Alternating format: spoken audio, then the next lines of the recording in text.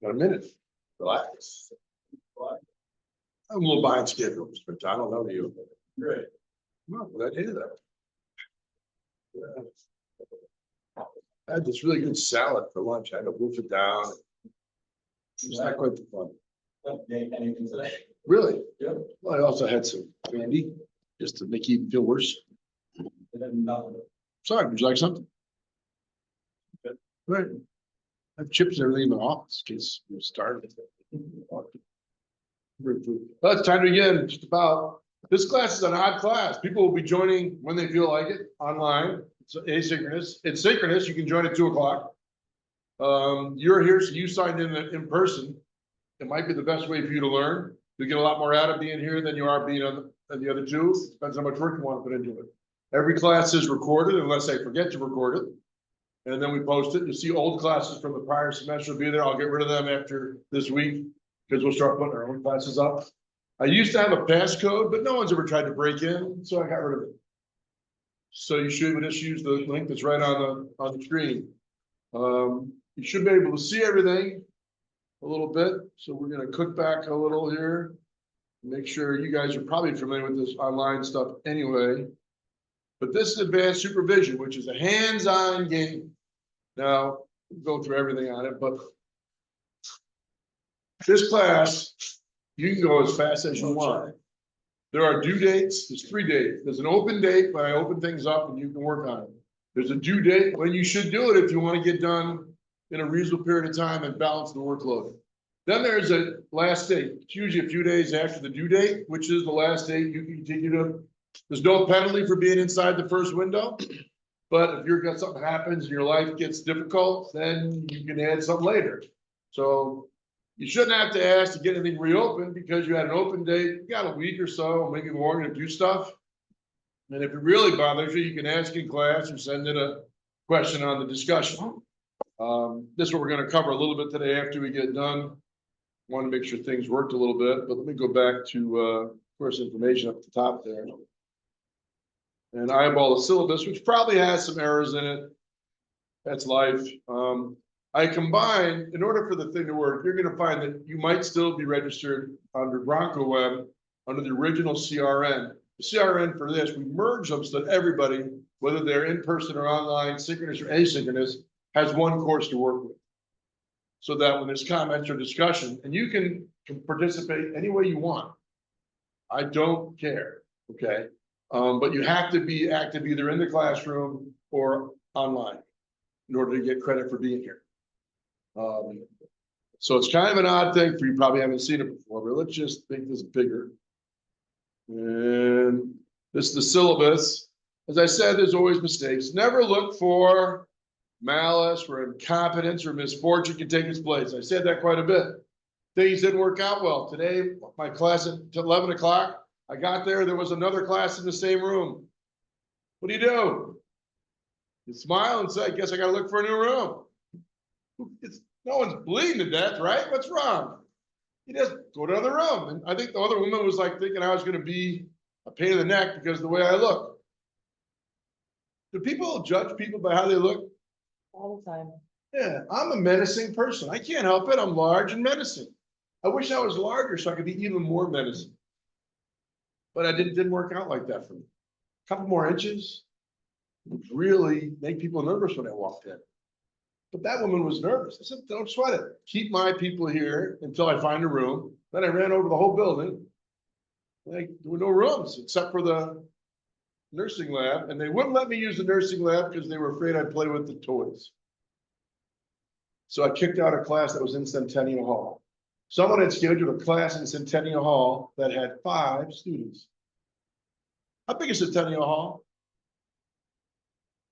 Seats 250 people.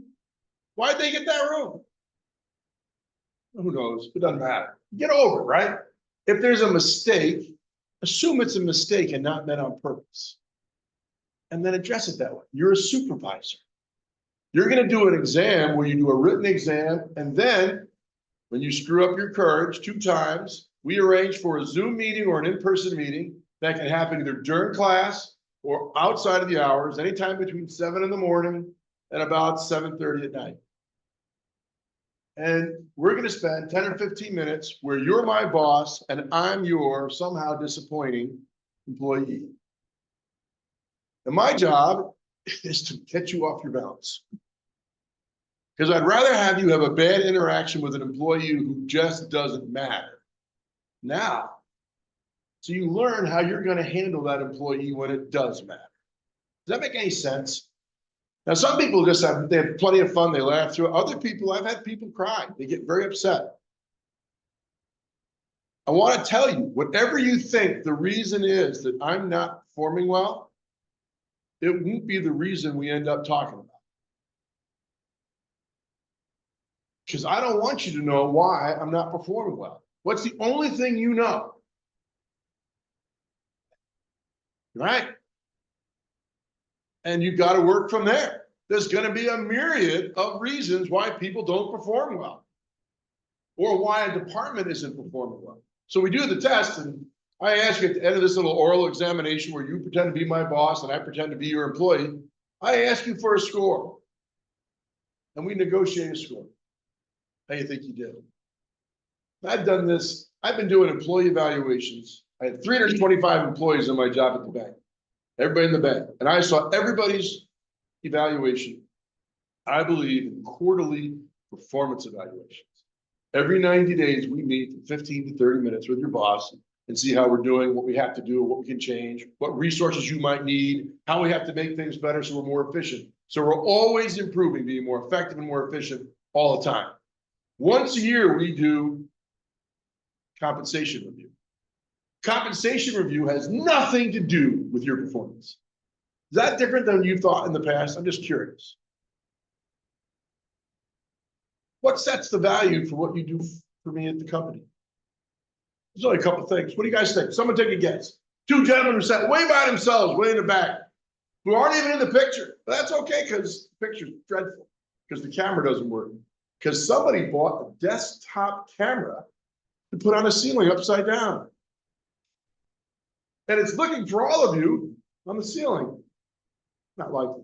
But what do you think? Yeah. Why am I separating performance from compensation? And what components actually set your compensation?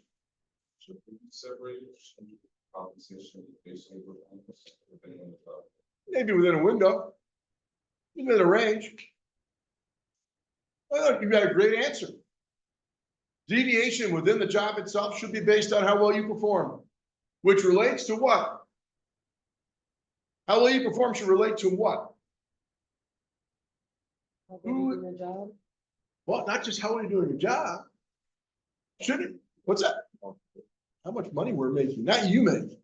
How well you do your job is based on how much money you produce for the company you work for, or the organization you're working for. But if it's not a company, if it's not a for-profit company, all I care about is what value did you create? If you're in the accounting department, are we measuring our financial progress correctly? And are the reports accurate and timely? If they are doing so, all my managers can see how we're doing. That is valuable to the company.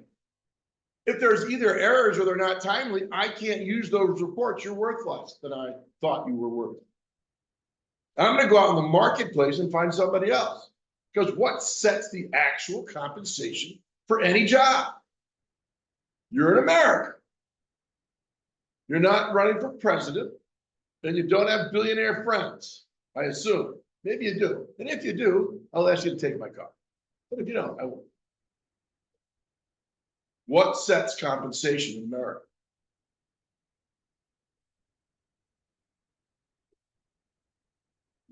Yeah, the market. What's everybody else making for doing what you do? How much will I have to pay to get the person I need to complete this assignment? Should we not check the market to make sure we're paying in the market for what we're getting? And once we create this great supervisory band and what we know what someone should be paid, then I look at how well they did. Are they brand new? Should your experience relate to your compensation? Only when? Really? Sure, you can have an opinion, we're cool, I'm not upset with it. We can deviate on it, I'm a different kind of guy. I've met people who had 30 years experience and it was all the same goddamn year. In other words, they did the same thing for 30 years. Are they really worth much more than someone who's done it for 2 years? It's the same goddamn year. But what if they were like the person you envisioned, which is someone who had grown and experienced, informed their performance, so they didn't make silly mistakes, that they didn't do things that cost the company opportunity, right?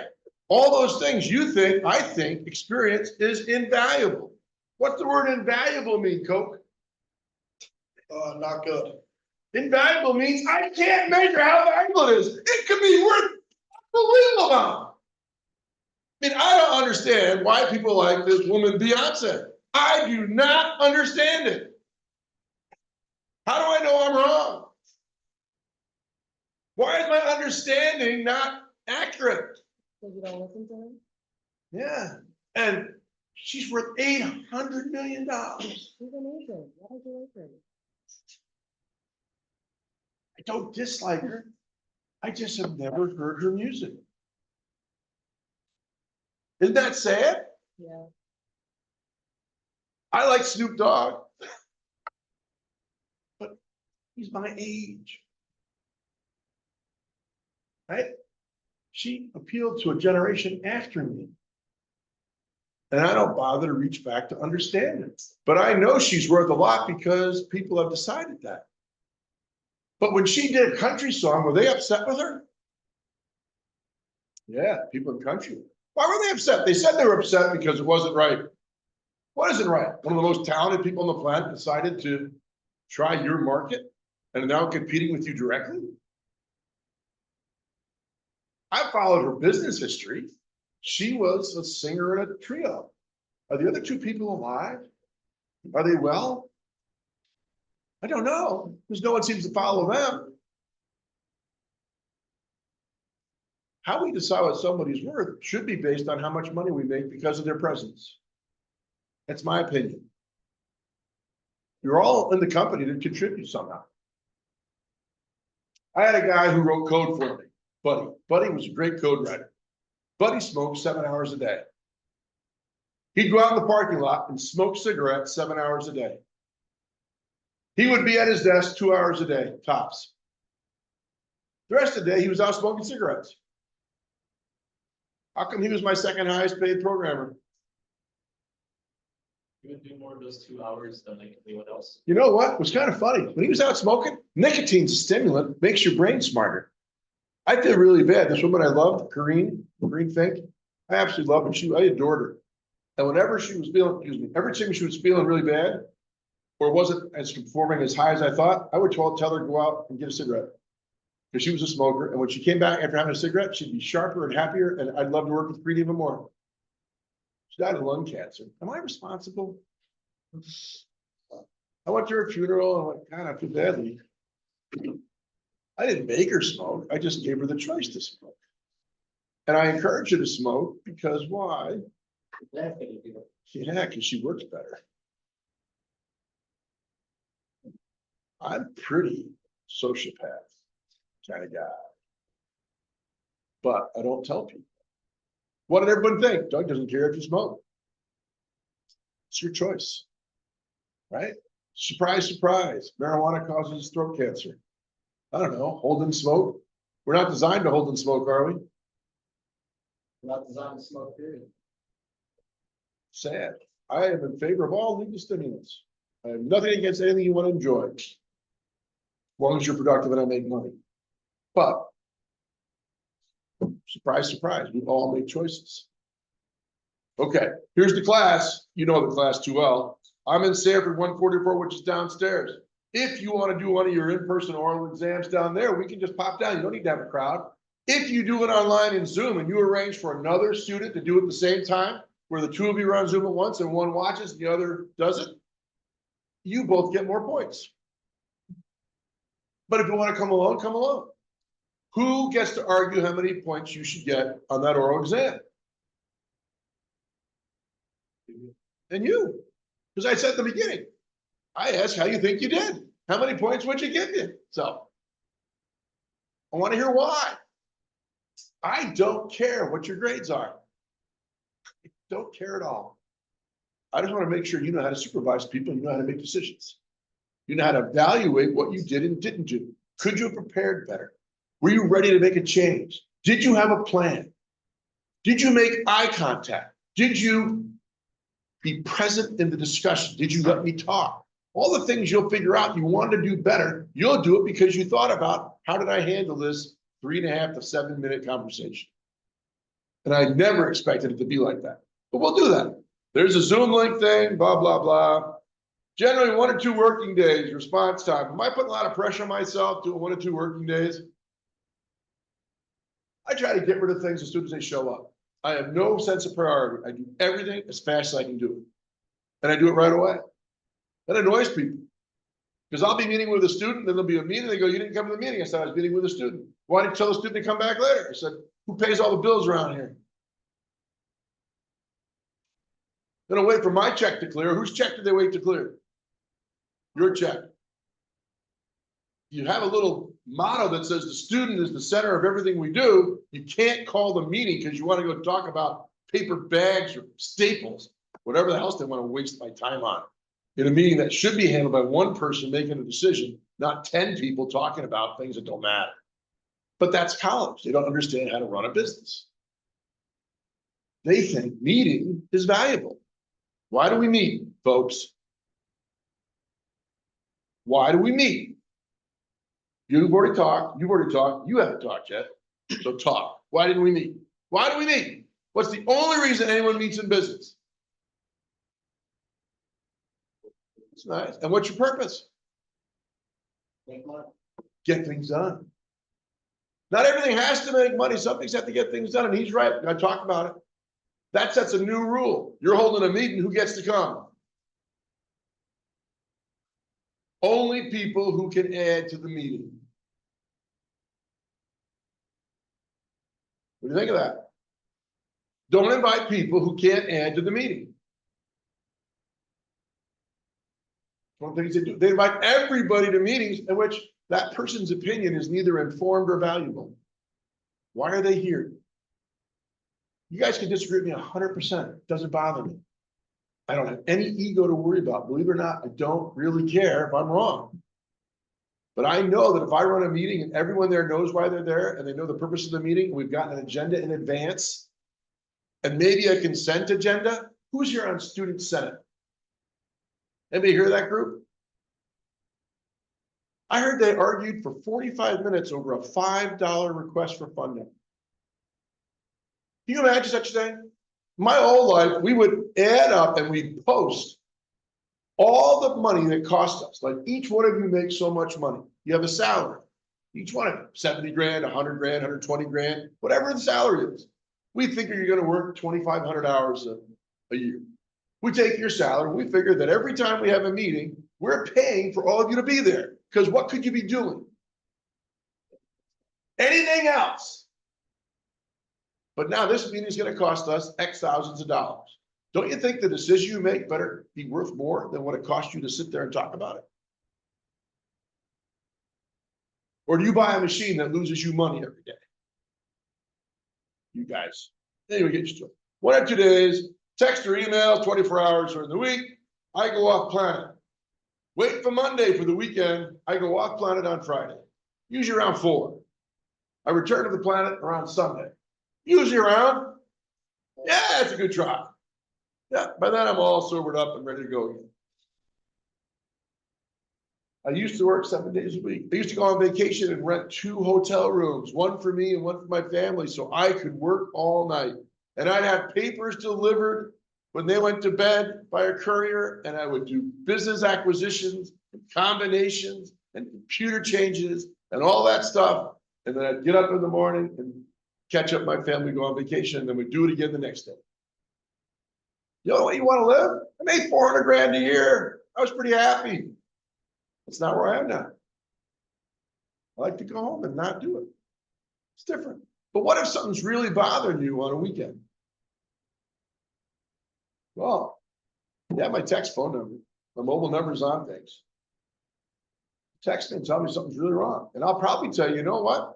If it has to do with anything in my class, I'm sure we can fix it on Monday. That's the beauty of college. Believe it or not, everything's fixable. As long as we're nice to each other. And don't think I'm trying to be bad about it. Expectations. I will tell you what's going on. You can join by going on the discussions. You can join by reviewing the work and doing the work. You can go as fast as you want. You want me to open something early so you can get it done? Happy to do it. I'll do a special thing where you get to go in early. No one else will see it's done early. You can just go in early and do it. So if you want to be finished by Thanksgiving, no one's made it yet, but a lot of folks have tried. They've gone pretty close. Quarter of you won't need to take the final. You'll have more than enough points to get the A you want and get out of this class without having to take the final. And you don't have to do all the work. You have to plan what work you're gonna do. We'll go over that real quick, but you'll see. You're gonna learn to distinguish the nomenclature of supervision. Nomenclature is a fancy word for vocabulary. Analyze and improve constructive, destructive, and benign behaviors. Kind of cool. Organize a team. Anybody here remember from 200 class, what are the 3 goals of all teams? Every team has 3 goals. Who hasn't talked yet? You haven't talked yet, have you? Yes, you did. You talked first. You haven't talked. You aren't sure, man. So what do you think the 3 goals are? Just make them up. Nobody knows. You can say anything you want. Yeah. There's a common goal. I love getting to the goal. Get the job done. I love that. It's gonna be something so silly, you're gonna think, what a dumb answer. Because you're too smart. That's what's going on. You're thinking hard, and I think simple. If this class was hard, they'd have Shoemaker or one of them teaching. They got me teaching it because it's easy. First goal, get your work done, right? Maybe. Do you want to enjoy the time together? Do you think that's kind of helpful for the team to sort of like doing it? And that's the 3rd goal, to want to work with people again. Have you ever left a team and said, I am not working with that schmuck ever again? I have 2 rules of people I won't work with. You must know them. They're simple rules. What are the 2 kinds of people I won't work with? Agreeable and disagreeable. No, I love people like that. I don't care if you're disagreeable. I'm simple. I won't work with liars, and I won't work with mean people. What was the second one? Mean people. People who enjoy the dissatisfaction and agony of another person. People who purposely go out of their way to be mean. In business, you can't trust those kind of people. Liars don't keep their word, and mean people have a motive that's not constructive. Because I don't care what your sick mind needs to feel better about itself. But I just run away from those 2 kinds of people. And the minute I learn you're a liar or mean, I go away and do something else. Just mean is not the same as strict. It's not the same as what you think. Mean is you're really trying to, you take joy out of other people's suffering. In business, how do we all make money? Working together. No, we all make money making other people feel better. Everything we sell in business, they buy it because they think the money they have is worth less than the welfare your product or service will bring them. That's economics. No one goes in the transaction to lose welfare. No one wants to be worse off because they did something. Now, you might take a little bit of a shaving, you think, in the beginning because you think the long-term return. Well, that means you have a different horizon, which we're going to get to in a minute. We all have different horizons. How long into the future we like to control. We'll see. So you're going to organize. You're going to evaluate people. We touched on a little bit. I like quarterly evaluation for performance. We talk about things such as how well you have done, what you are doing. Are we providing you with support you need? What education or training you need in the future? That purpose of that meeting is as much for the supervisor to know what they have to do to make that person more valuable as it is for the employee to do what you're asking. Because eventually you want that employee to do what you want without you knowing you wanted it. What the hell did I just say? McDonald, you lose. I want my employee to do something I didn't even think they should be doing, but we're all happy about it. What does that mean? You had a beer salesman delivering beer. Anybody else like beer other than me? I like beer. Beer is my friend. I think beer is okay. So I'm delivering beer. Delivery person looks around the door and sees some other things the person might need. Should we consider selling snacks? Yeah, probably go well here, like you see, like people have at bars, they have pretzels or chips or peanuts. and Should stuff. my beer delivery guy look about and say, hey, we're thinking about starting a snack line. Would you like some snacks? Yeah. Would you think your beer delivery guy is gonna do that? Or are you just gonna hire big beefcake beer delivery guy or girl who can move big kegs of beer? Big food companies, Cisco Foods, they spell their name, it's different than the people that really matter, Cisco Routers, right? CISSO, right? Nobody cares. Their drivers get paid bonus money based on how much they cross-sell and how much they mention to people. So that the salesman can follow up. The really good drivers become salesmen and make a lot more money. Did their supervisor expect that their drivers would start selling? After the first one did, they all did. All of a sudden they said, our drivers are gonna be able to sell. So you have to go away from drivers in the past who weren't socially strong, or you have to teach people how to sell. You just changed the job because someone said, I'm gonna ask what you need. That's a really good employee that you didn't think of. Maybe you did. So you evaluate based on what they're doing. Apply, invent, modify techniques of communication, remuneration, and labor control. Anybody not know what those words mean? Communication. Do I seem engaged to you? My posture okay? Am I making eye contact looking around the room? I don't know anybody's name except for McDonald. I don't know McDonald because he yelled at me on Monday. Said, I want a meeting on Wednesday. My laptop couldn't sign in, I don't want to hear about it. The gist of it is, nobody cares. That's the only reason I know your name. He's been in my class 4 or 5 times. More than that, probably, him too. I should know his name. I do know that, but I don't want to make anybody feel bad. But all that's part of being a supervisor. I can tell anybody that's ever worked for me exactly why they got paid what they got paid. I can tell them why somebody else got paid more. I'm not afraid for people to share their salaries. Everybody knows what it takes to get paid more money. Just do what it takes and you'll get paid more money. The guy that does college advancement, had one of my former employees said, man, I love working for Galati. I made 240 grand a year. I never made that much money. You know, we made $700,000 on his 240. Was he happy about making 240,000 bucks in a year? He never made more than 140 grand before. Why was I happy? Did you make money? Yeah, everybody made money. You know, he worked from 10 in the morning till 2 in the afternoon. Do I care how long you work? What do I care about? How much did I make? People ask me, how come Mike Mikulik gets to come in late and leave early? I said, as soon as you have the 22 million in sales year he had, you get to do the same. I'm not going to argue with success. I don't know if you're different. Are there jobs you have to be there every minute? Low-level jobs. Hate to say it. Higher-level jobs, your presence is there even when you're not there. Anyway, keep going. So apply the concept. You'll get an idea of it. I would buy the book, but it's a cheap book, isn't it? Anybody buy the book yet? Go online, buy the oldest, cheapest version of the book you can get. Do you need the book? I don't know. How many of you actually read your textbooks? I read all my textbooks. If you read the textbook, buy the damn book. It's an easy read. I could read that textbook in about 2 hours. It's an easy read, nothing bad. But if you never plan on opening it, why would you buy it? Because where would you find it? We'll see.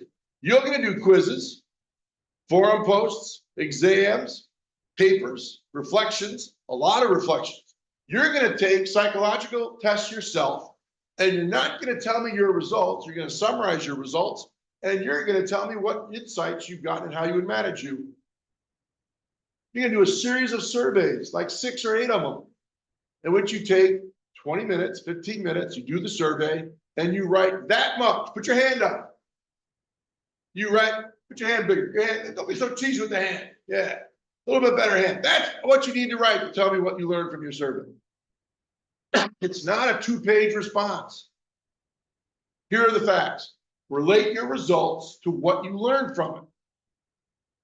You get 3 ideas out of it, you're a genius. Don't be crazy about it. Do you know if you want to make more points by writing more, put it in a discussion forum. Every forum you write about 1.25 inches long could be worth 15 points. Why do I care? Look how many points there are in the class. 1380 is an A. How quickly can you get to it? Well, there are 3 exams, 375 points. 2 have an online session.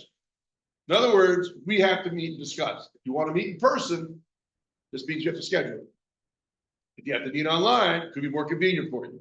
We can meet during class. If we all agree that like 8 of us want to do it during class time, we'll do 8 of them during class time, and then no one else has to come to class that day unless what happens? You agree to let them watch, you get more points. Your goal is to get points. I would ask people to watch. I'd have a friend watch. I'd schedule with somebody else. If I'm doing posts to discussion boards, I don't do my own posts. I talk to a friend about, I'm going to say this, you say that. Set piece play. You lay it up, you set them up. It's a good assist. They score. Both of you earn more points by having someone answer your statement. Are we managing the relationship? Do you understand what I'm saying? Do you feel like it's cheating to tell one of your classmates, would you mind responding to my post? Isn't it smarter to tell them what you're going to post about so you both know what to say? Good God, that's management. Get better at it. Control the future by making sure you communicate.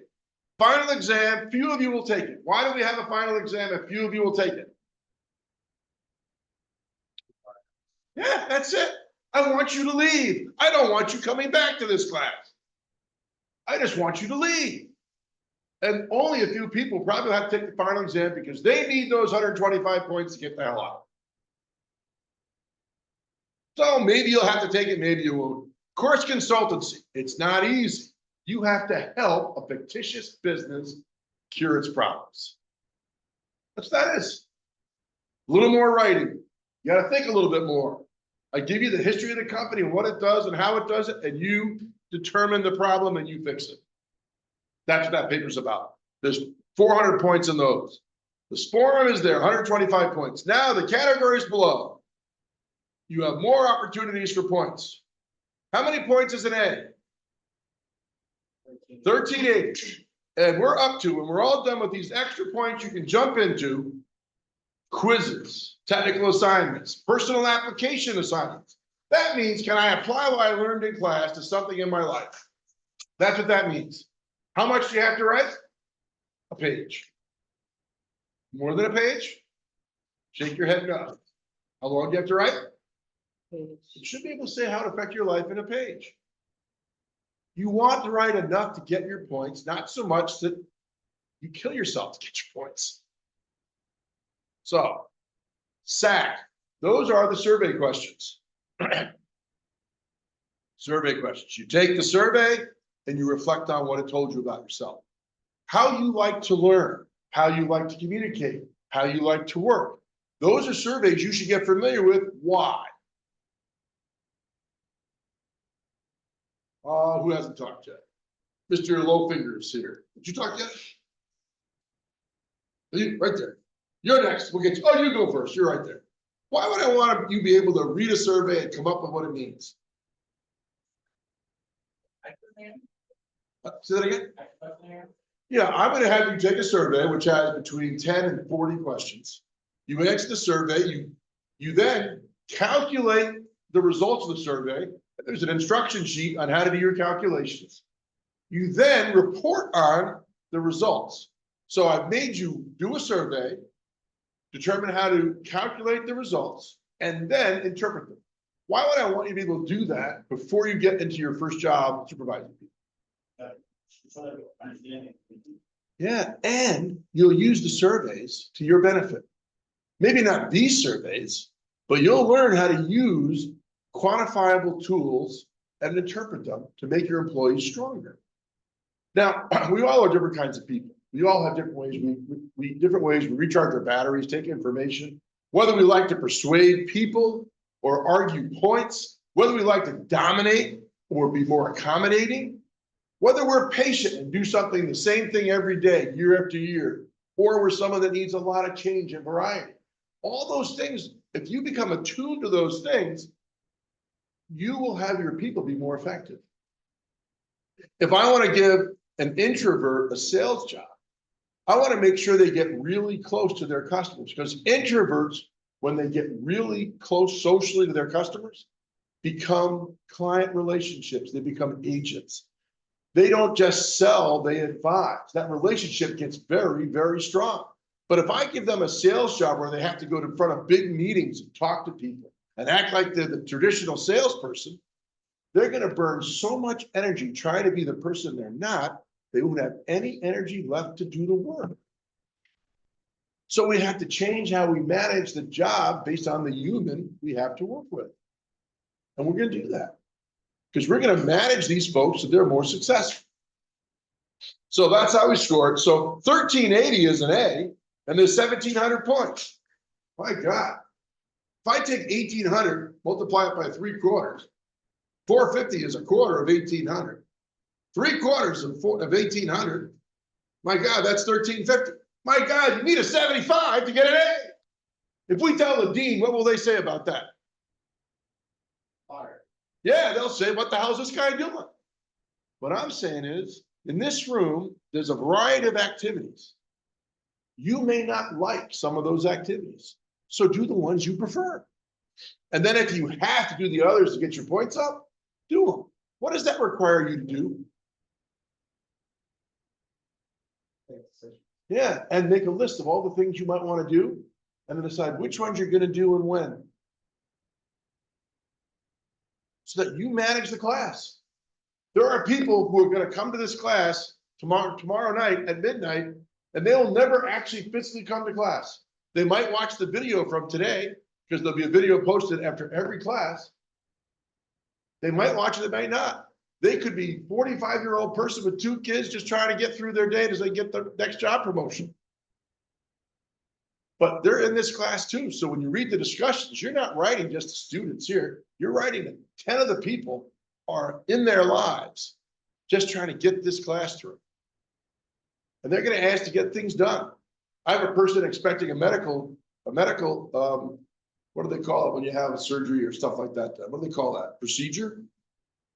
Yeah, they're going to do a medical procedure that could impact them. They want all the work done before December 6th. And I said, my God, that's easy. Just tell me what work you want open. Do it in order, you'll be fine.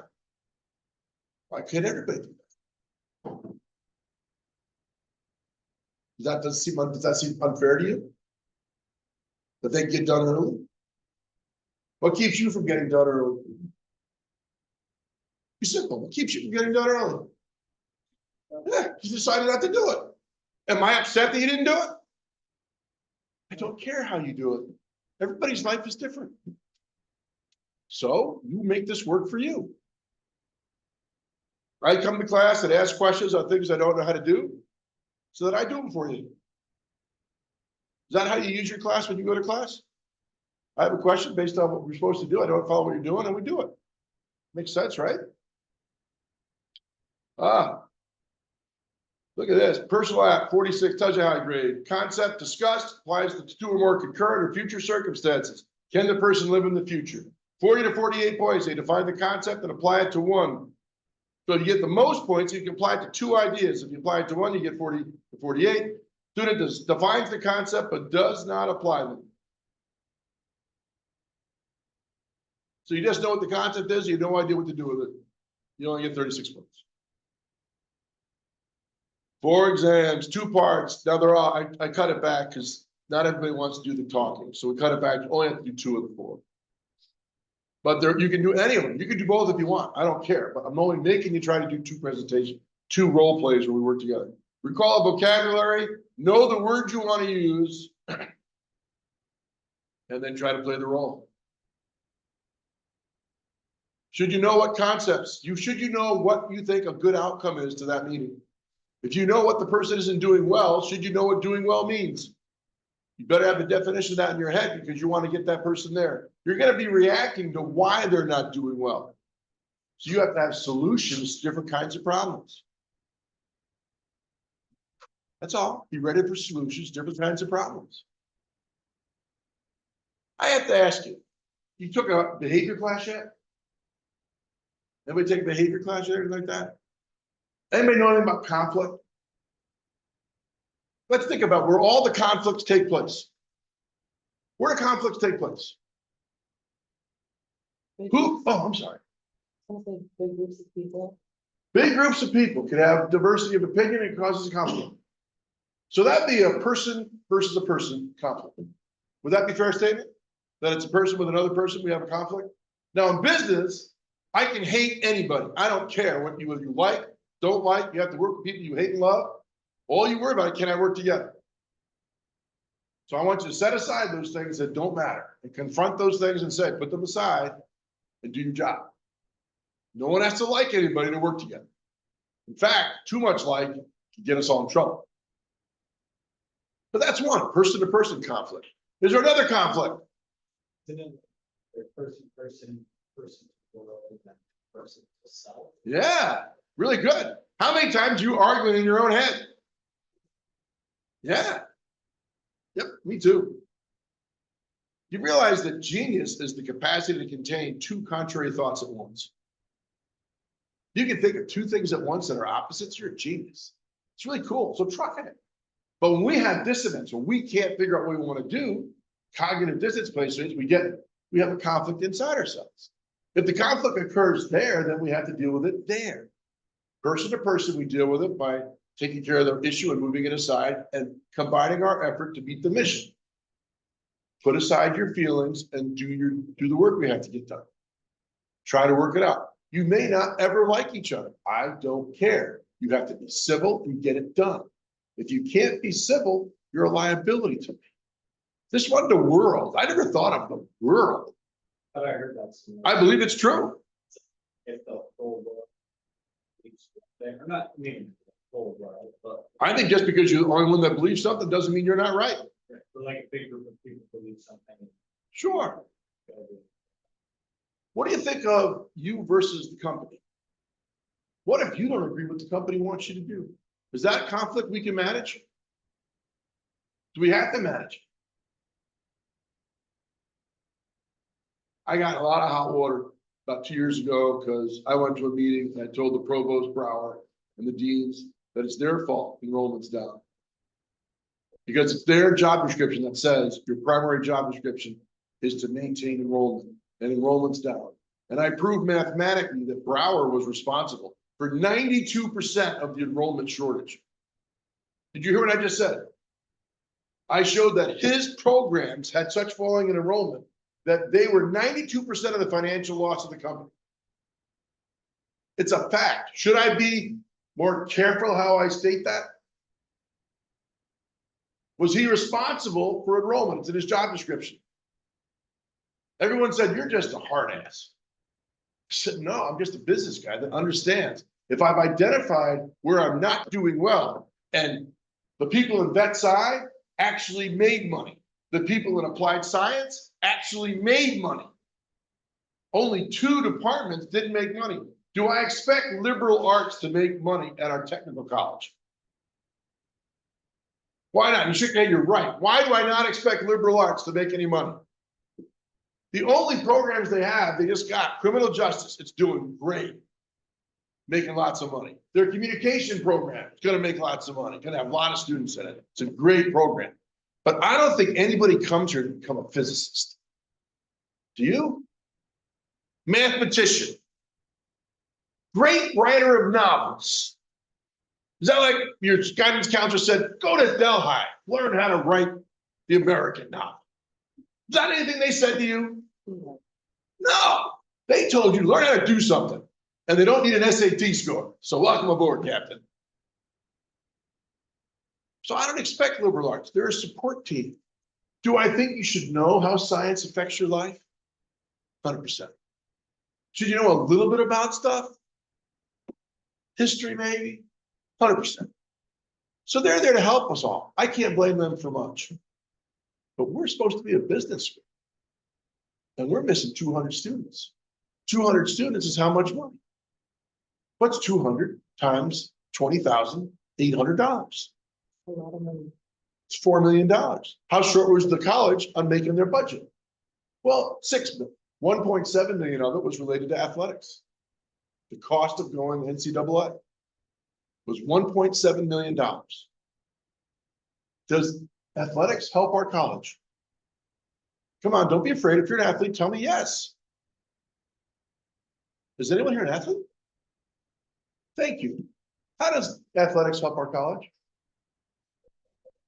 Yeah. We have 400 students who might be here in part because they get to play sports. And we- another, like, probably maybe a good another 400, I think they can play so I think 100 just to track. Now I'm up to 800. Now the problem is, how do I sell everybody on watching them play the sport?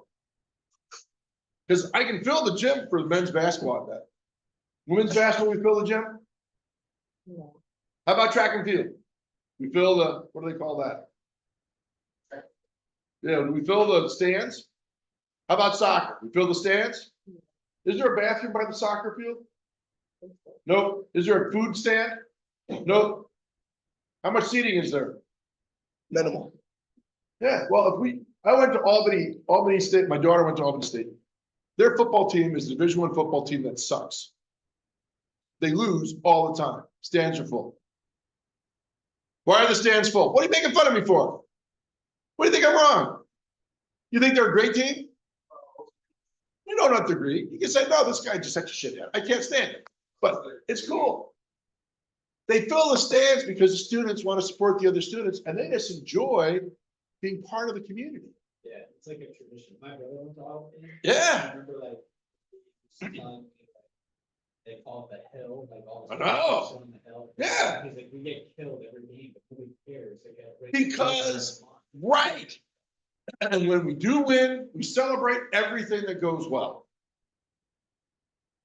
What a positive way to use sports to help 2,000 people enjoy their time at college. How about Greeks? Do we need them? I think so. Don't people like to be in little groups and hang out? Yeah, why not? All of it's part of the fabric, what we do as a company. We have to learn how to manage it better. I complained about 1.7 million. That's the extra staffing cost when we went from part-time coaches who made $8,000 a season to having full-time coaches on staff. That's the NCAA price, is about 20 full-time people. I don't necessarily agree with the decision financially. I checked. 192 Division I colleges lose money on their sports program. Why do they have it? He already said why. You already said why. You all know why. It's how well you use it for the students to make their lives better. It's how you use it. Pretty cool.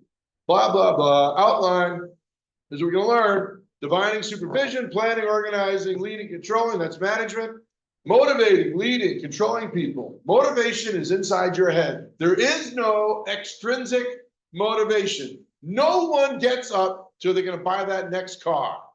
They're going to buy that next car so they feel better about themselves. You're always manipulating their psychology of how they feel about things. Why do you want to save $1 million before you're 30? How many of you think that's a good goal? Would you roll in it? Would you sleep on it? No, but will you feel secure because you have it now? And free to do the things you want to do because you're not worried. That's what it gives you. Money's a tool, not a goal. It's how you feel about it. As a good supervisor, you'll know that. Convert what people want in their lives to make them happy into motivation inside their head to make more money. It's different how we look at it. Accounting and finance. I love accounting. Do you like accounting? Do you know that I used to have to approve all of the reporting for the company. And guess what the penalty was if I made a mistake? Yeah, 3 years. Did I try to be really careful? I wouldn't do well in jail. I know I look like I'm large and menacing, but I think there are people who are larger and more menacing.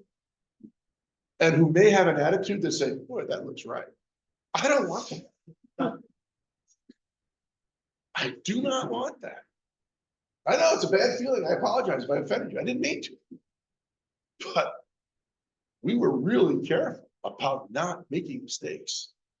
You have to know about a little bit about accounting, a little bit about finance. Accounting looks back at what we did and how we made out. Finance looks forward about how we are going to do it and how we're going to make out. That's the difference. It's like being born in January, right? You've got two faces, one looking back, one looking forward. Accounting looks back, tells you what's happened. It's the history of the company. Finance is the future of the company. You got to understand how what you do affects finance. That's it. And then human resources, which is different than supervision. It's different. Okay, it depends on your window. All work is on Banco Hall. I forgot to change it because we no longer have Banco Hall. But you know where it is. It's on Online Delhi. I'll change it when I get home tonight. All right, there's the book. It's a good book. Shouldn't be too expensive. Buy an old version of it. I don't care what version you buy. It doesn't matter. The concepts are the same. The paragraphs, the chapters get moved. Not much about it. So let's look at some of the stuff that you have to do in class. We'll go back one. And then we'll be out of this mess. If you're covering stuff, face-to-face office hours, you know that already, blah, blah, blah. Let's look at this. Of course, Zoom link and videos, that's where you're going to find all the new, you missed class, that's where you'll find it. You'll find the video in class at this, in this box every time. I just add it to the bottom. The latest one goes on the bottom. I'll get rid of all the old ones from the old class. If you want to look at it, you can look at them and say, well, they look kind of boring. They are boring, just the same class you suffered. Let's take a look at what we started this day out eyeballing here. Let's just go over the summary of these module objectives for part one. Anybody want to take on the first one? Anybody want to figure out? I'm going to give you a hint. The major difference between those three people, supervisors, middle managers, and top management, is horizon. What's a horizon? A horizon is an, go ahead. So, oversee. Sure, I like that. That's a nice definition. I always go with, it's an imaginary connection between a point in time and the next time. You look at the horizon, it's where does the horizon mark the end of the sky? Oh, it doesn't mark the end of the sky. It marks where you can't see anymore. Well, I want you to think about that. I think a supervisor should have a 90 to 360 day horizon. What would that mean? What would it mean to have a horizon that you're looking out 90 to 360 days? Should I see how my people are going to be doing in a year? If I know what they're going to be doing, you should put this in your notes, but no one takes notes anymore, so it doesn't bother me. We train people for everything we know you need to know how to do. That's what training is. We train people for what we know they have to do. We educate people for the unknown. That's why you take classes that are outside your area, so you can respond to the unknown. Often great ideas have been suggested for problems in other domains. And when you bring them to your domain where you are, people think you're a genius, but you found them because someone else did it somewhere else. Someone else did it somewhere else, and you said that solution might work here. It's kind of interesting, right? So you educate yourself on what's possible. It's kind of cool. So I think that supervisor should know what's going to be changing over the next year and at least for the next 3 months. Otherwise, they probably aren't going to be a good supervisor. Because what will they always be? How will they always be? Okay. Day to day. What's that? If they don't look forward, they're always stuck in day to day. They're day to day, and they always look surprised. And surprise is not a good way to look. You want to look like you're accepting what you thought was going to happen, because you made it happen. So I think it's 90 days to a year for the first one. Your book is going to disagree. They're going to go a little shorter, a little longer.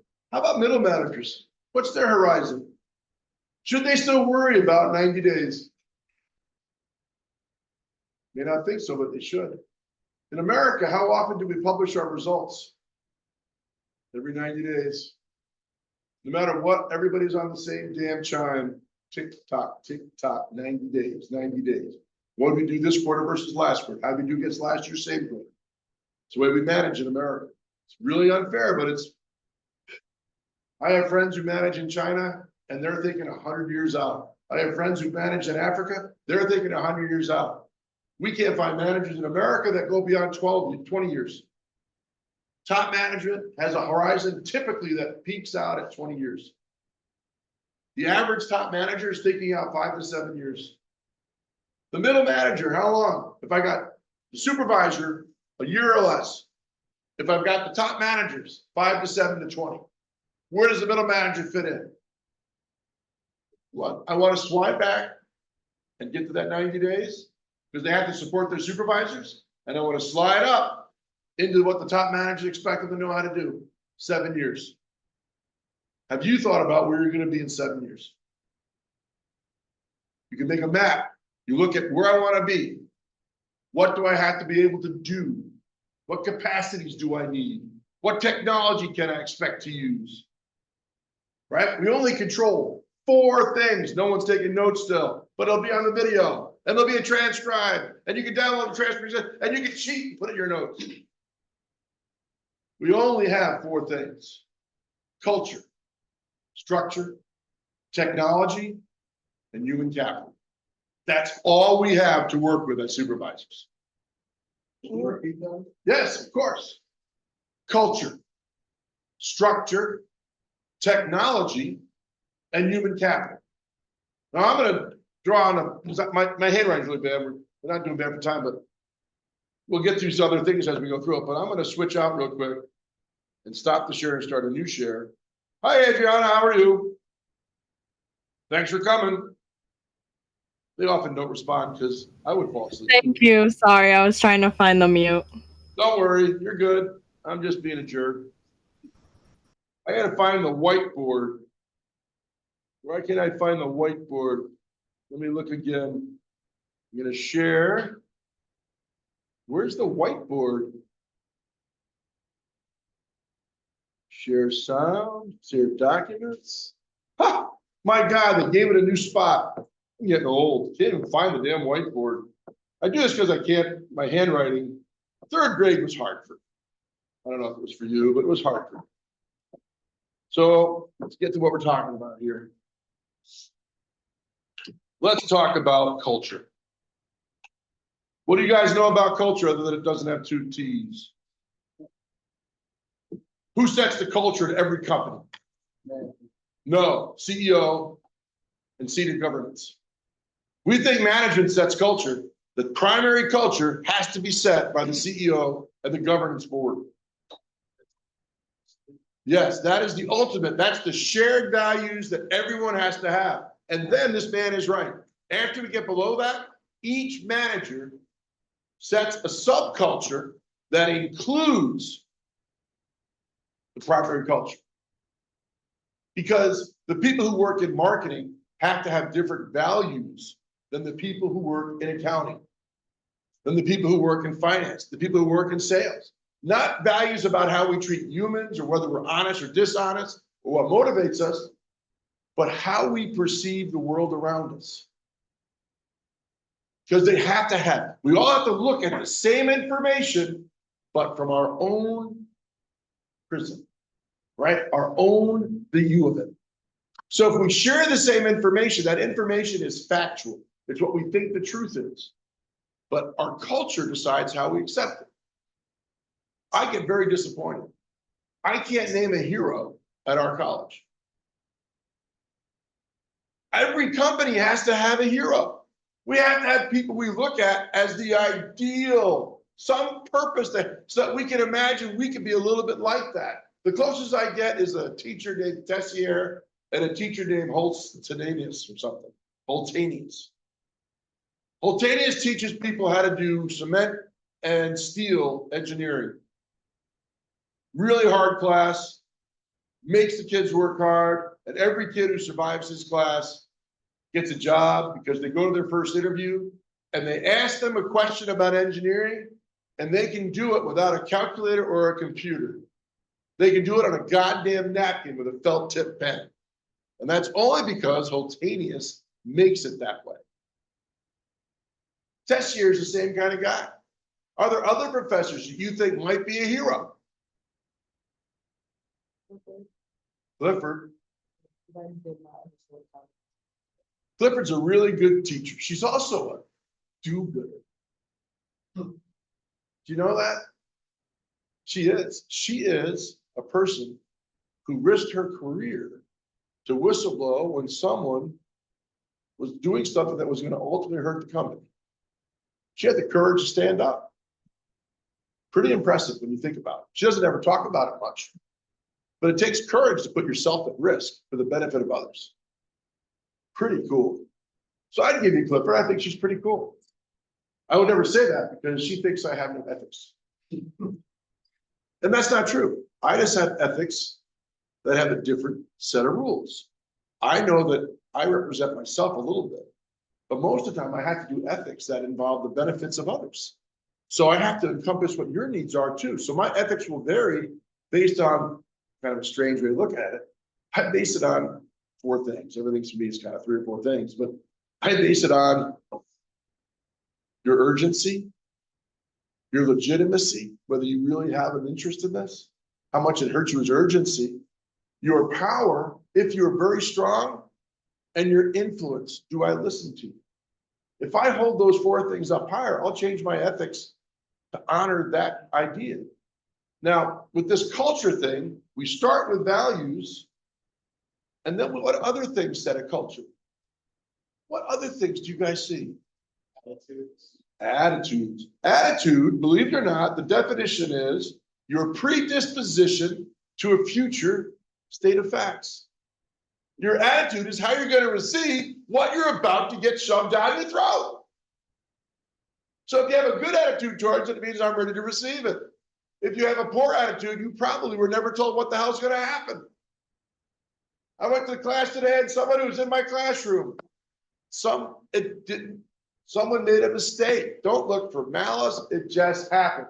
The person was brand new. They told me it was their first class, their first day. I said, don't sweat it. I'll do my class outside, but you're golden. Just stay here. We'll find a new home. Don't let it bother you. Your first day is too important. I don't really care. So we looked around for a room. We find a room. Nothing works in the room. Why did nothing work in the room? Think about it. What happened on Friday? Yep. No one hit the reboot button in the closet.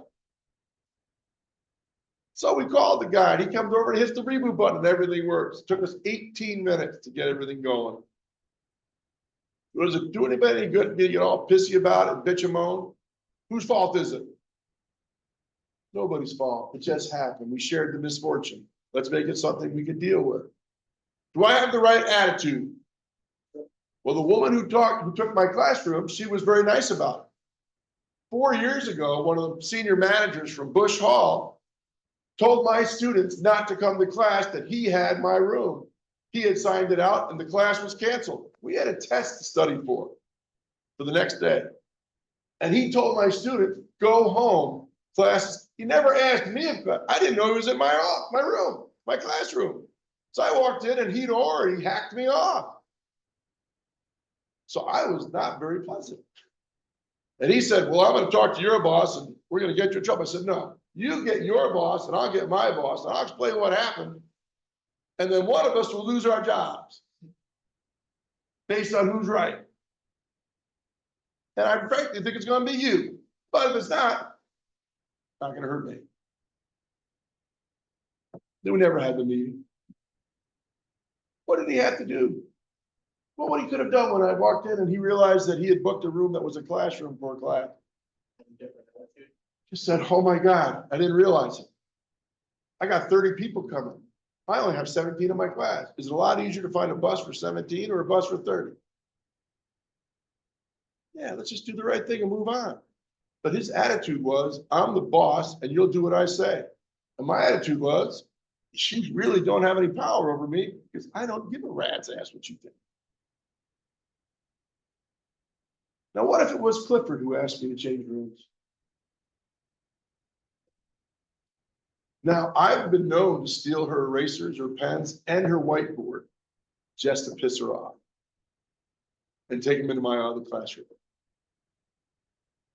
I've turned her boards around and drawn on just to be annoying, but she knows who did it. And it never affects anything that goes on, but it's kind of fun to have a little bit of humor in the day. But if she told me she needed the room, what would I say? Yeah, why not? That's part of our relationship, isn't it? That's part of culture. How we treat each other. Right? How about how we communicate?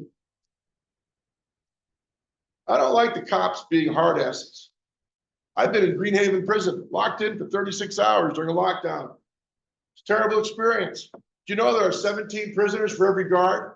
If it gets physical, who's going to win? No, the prisoners are going to win. There's 17 of them.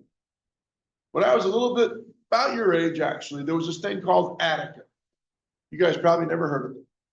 One of my friends, Danny Flynn, had just graduated from the State Police Academy. His first assignment, 2 weeks after graduating the State Police Academy, was to walk across the courtyard, the exercise yard of Attica with a 12-gauge shotgun, pumping shots at anything that was over your waist. So if a person was standing, and they were taller than your waist, you were to shoot them. And what they ended up doing was literally walking across Attica, firing shotguns just above the heads of prisoners. Who lost control? Oh, wait. Who lost control? We all like to say the prisoners were out of control. Who lost? Yeah, the institution did. If we have to get to that point, right? Every place has a culture, how they treat each other. Every place. We have to make sure we enforce the rules as best we can. That doesn't mean we're robots. It doesn't mean we're the same, but it means we have to share something. I like to look at the mission, how we communicate. Do we yell at each other? Do we use first names or last names? I did not use a first name in business until I came here. And it took me 7 years to stop calling all the students by their last names, Mr. and Ms. Because they told me that we have to be more personal. Why? How does it help? Does it help that they know your name?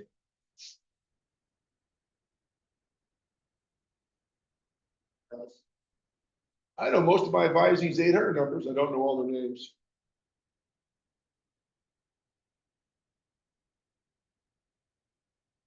Should I be embarrassed? I had 50-some advisees. Do they know your name? I don't know.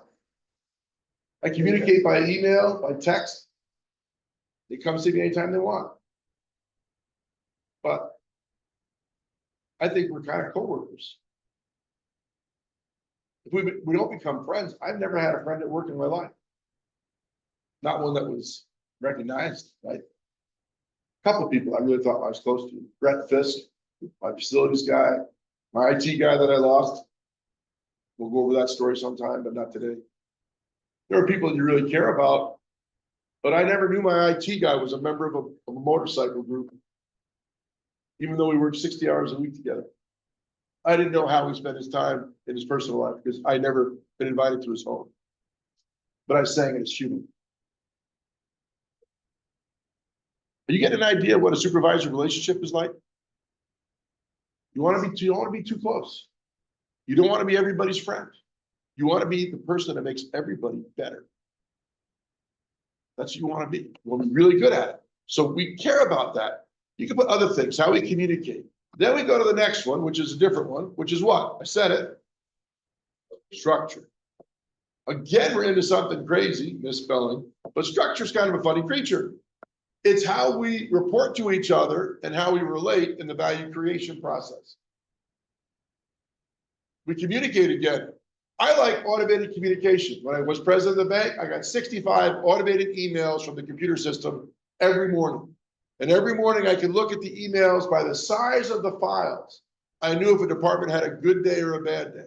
By the change in the average interest rates, I could tell. I didn't have to open the files. I could tell by the size of the file and the comparison. If someone did a lot of maintenance work, a lot of accounts were set up, and the repair bin, which is things that the computer decided may have had an error in them, was very small, I knew that they have a hard day. They were exceptional. And as a supervisor, what should I do? Yeah, walk up and say, what a day yesterday was. You were incredibly busy, almost no mistakes. This is incredible. We should have some kind of celebration. Now, what if I get there and the new work is a small pile, very small file, and there's more than half of it's in the repair business? What would you walk upstairs and ask? Well, that could be one. I would say, who got trained yesterday? The training people make mistakes. Should we let them make their mistake? That's how they learn. So if you're training somebody, that's not bad news. If it happens all the time, it could be. What if people are out sick? You don't know. You wait, right? You wait and make sure you understand why it was a tough day or a great day, and then you respond to it. It takes a second longer to wait to find out what might have happened. I even call people. I've called people. My old phone system, I could have my message arrive at their desk at a certain time. And I would go to their desk and visit them right before that and say, the phone would ring, and I would say, you want to take that? It would be me talking to them on the phone. I think that's pretty cool. And they pick up on that and then hear why I was there and why it was important. I would just smile and walk away. I could have just sent the message. I could have just gone and give it to them. But isn't that weird that I wanted them to get the message in a private way that they could control, but I wanted them to know it mattered enough for me to walk up the 4 flights of stairs to see how they're doing. Presence matters. How we do it. Structure. How we report to each other and how we create value. That's what structure does. Sometimes companies are long and wide. Why are they all flat, long and wide? A huge surface area to meet with customers. What would make that the right shape for that company? Can you think of what business wants to be long and wide, where there's few supervisors and many empowered employees? Yeah. I like truck drivers. I like to have the empowered employee be the person who sets the arrangements, you know, the person who modifies it all. But I want them to be pretty independent of what route they take and how they take it. I like GPS to know where you are, but it shouldn't tell you you can't take an alternate route because you think it's better. Right? I should let you to have some freedom. I shouldn't tell you you can't deviate from the route because I may not know everything that happened. But I like to have that structure, to know what I'm doing. That's part of the structure. What about college? We have 600 people that work here, 200 people that are professors, and about 3,000 students now. Is that a good set of ratios? Could you repeat it? Yeah, we have 600 employees total, 200 of which are professors. And then we have about 3,000 students. So there's about 15 students per professor. You'd say that's great. Not a bad ratio. My God, it's a little tighter than the prison. Should I be more afraid of you than the prison guards are of the prison inmates? It's a good ratio. You go to the people at the where they teach you how to be a Marine, what do they call that? No, it's merchant marine, where you go on a ship and you are gone at sea and everything. Then they have about 14 students per professor because you can die. And they want to make sure that they have a closer relationship. You go to Albany College, we talked about a little bit, University of Albany, you'll be in a class your freshman year with 500 people. Is there a personal relationship with you to the professor? No. It's how you do things. Let's go to the next one, technology. Only does 3 or 4 things. What does it do? We had time, not yet, 2 minutes, we're almost there. What does it do? Alleviate stress on human capital. What? Alleviate stress on human capital. Oh. He says it alleviates, I never thought of that, alleviate stress. I like stress. Oh, how do you spell alleviate? Alleviate, that looks like it. Yeah. Alleviate stress. I would disagree with that. I think it levers human ability. Does it? No, why is that? Absolutely. Now, my favorite technology is running water. How about you? I like a shower. Anybody like a hot shower? Yeah, that's nice. Power goes out, what do you miss the most? Yeah. How many of you miss your phone more? How many would rather stink in a pile and be on the phone than be all clean with no phone? People are different. I go to the airport, everything's canceled because of a bad storm. I want the free coupon for food. Other people want to know where they can plug their phone in. Different values for different people, right? But technology does alleviate stress, but some stress, eustress, E-U-S-T-R-E-S-S, is good stress. And I want you to have that and use it. There's destructive stress I don't want to deal with, but I don't mind that. Levers human ability to communicate. Is that right? Whoops. Communicate, collaborate, we all work together with technology, don't we? Or no? Does it help us cogitate? What the hell does that mean? It's how do we think? Does it help you think? Does it help you remember? Yeah, those are all part of thinking. Technology's good. We're almost at time, 30 seconds. Oh my God. We'll start on Thursday with the last one, which is human capital. Human capital, and I'm going to give you a formula you should think about. Human capital equals IC asterisk SC. We're out of time. Thanks for coming. I wouldn't drop. It's an easy class to pass.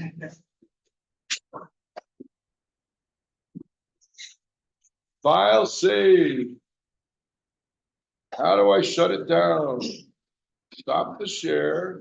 Thank our guest. Thank you for coming, Adriana. Appreciate it. Gonna close out.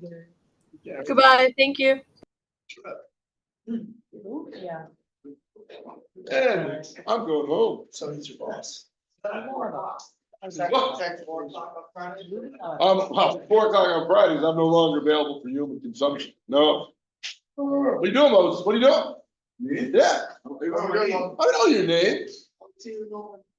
Busted your chop, because everybody else I wasn't using their name, so made them feel bad. Yeah, and I realize that. We're doing all right. Last semester, so Gotta feel good. I'm strong, I'm gonna be honest with you, Yes. I miss Keever. I'm so glad, because I was gonna ask you. I really miss Keever. So she's Somehow, gone. she's gone, she took a job with the Cornell Cooperative Extension as an educator in their farm program in Delaware County. And I talked, and just said, it happened around April 6th, no, a little earlier, sometime in March of last year.